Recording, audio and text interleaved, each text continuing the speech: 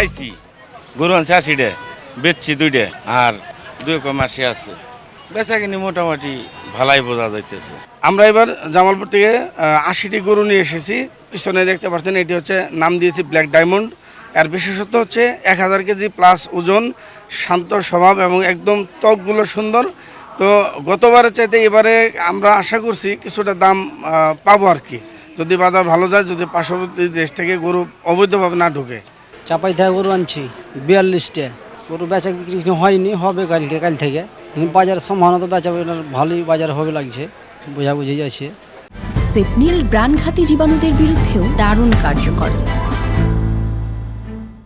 এবার সর্বনিম্ন দামের গরু আছে আমার কাছে 1,10,000 টাকার, আর উপর হাই আছে 3.5 লক্ষ টাকার।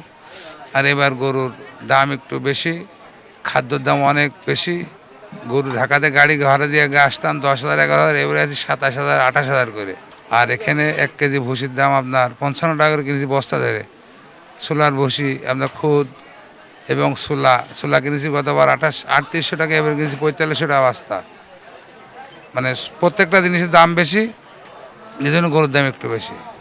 আজকে প্রথমবার মতো হাটে এসেছি ফ্যামিলির সাথে গরু কিনতে। যদি আজকে পছন্দ হয়ে যায় ইনশাল্লাহ আজকেই বাসায় গরু নিয়ে যাব।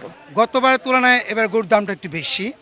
গতবার কিনেছিলাম খুব শান্তিভাবে কিনেছিলাম, এবার এসে গরু হাটে প্রচণ্ড গরম, মাথাও গরম হয়ে যাচ্ছে দাম শুনে। তো ক্রেতার সাথে একটু ভুল বোঝাবুঝি হচ্ছে। আশা করি পাবো, আজকে কালকের ভিতরে কিনে ফেলবো আর কি গরু।